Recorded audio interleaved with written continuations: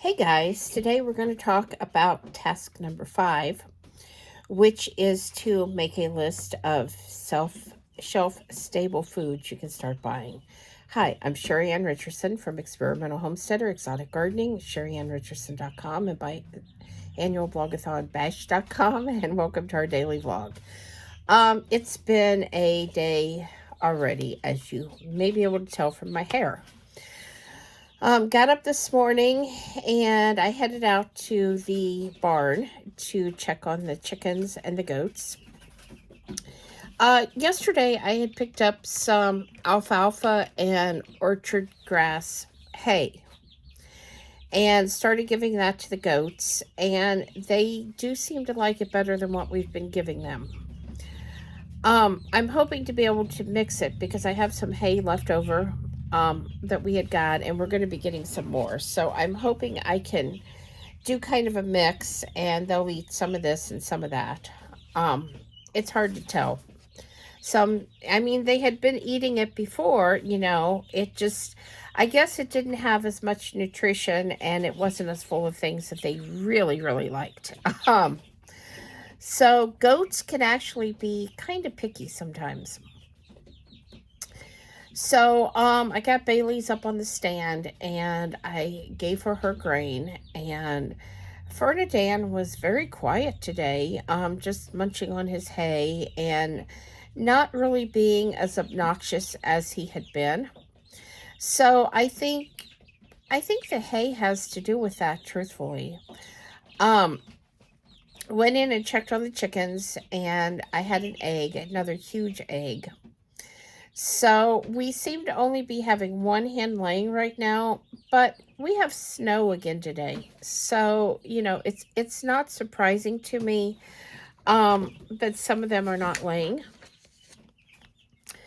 So anyway, I got that done, and I came inside and I cleaned out both chick brooders.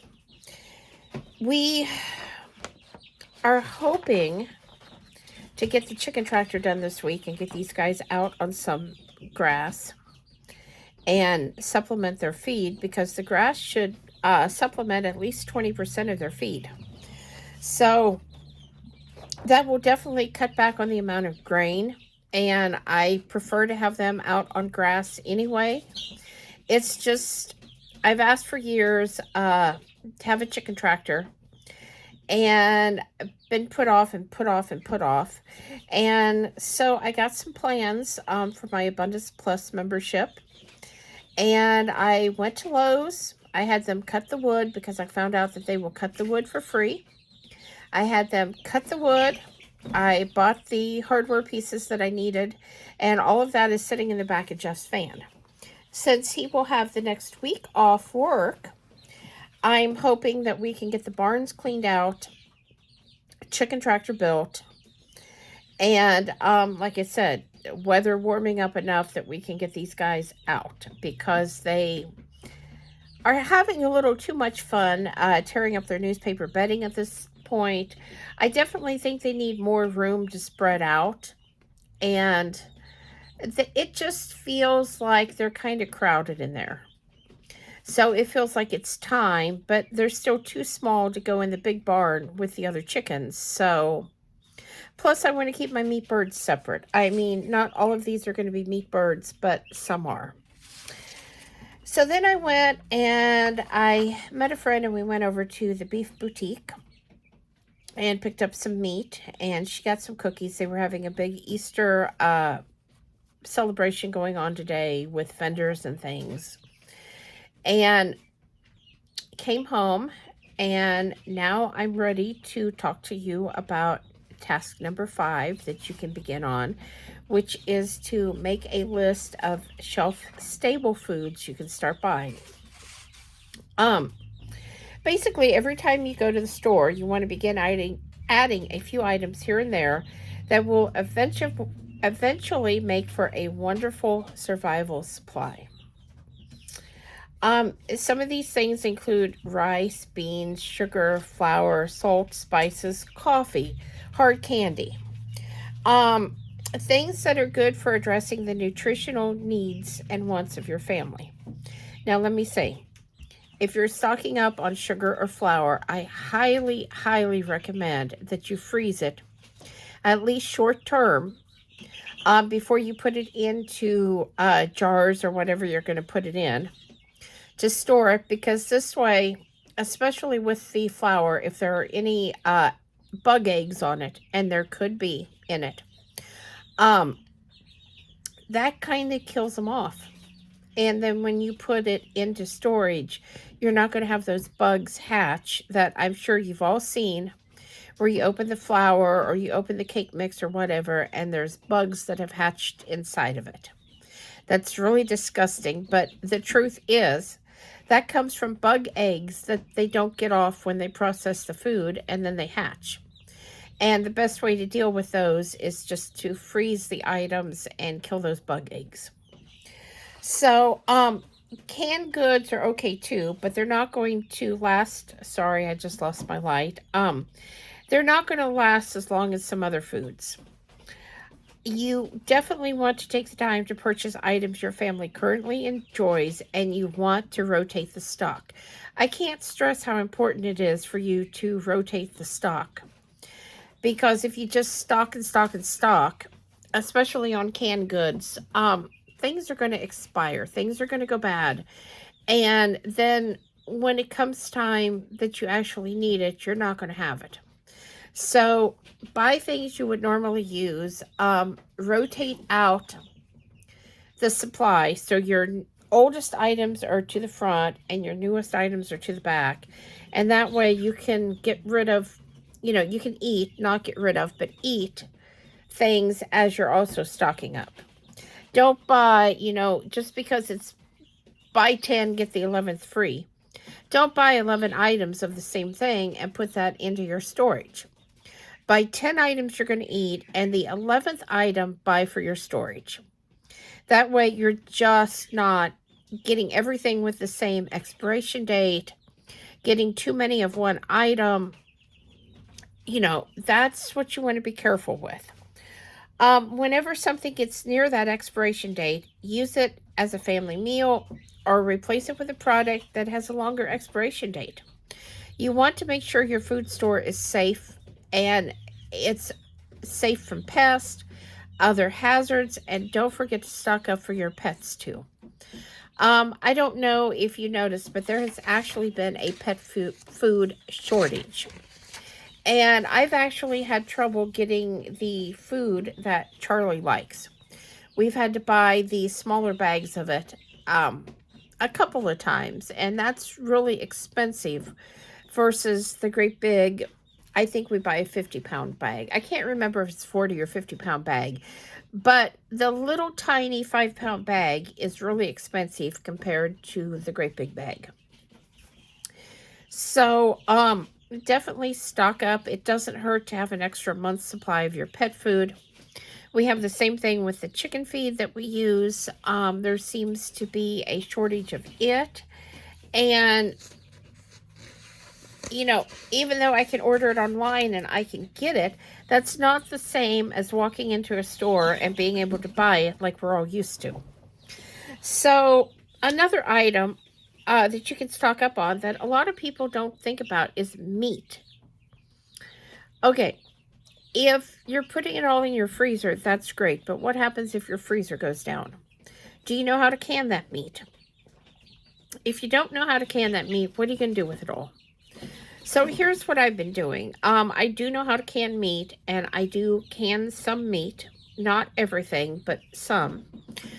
But I have been buying freeze-dried meat, and there's many places that has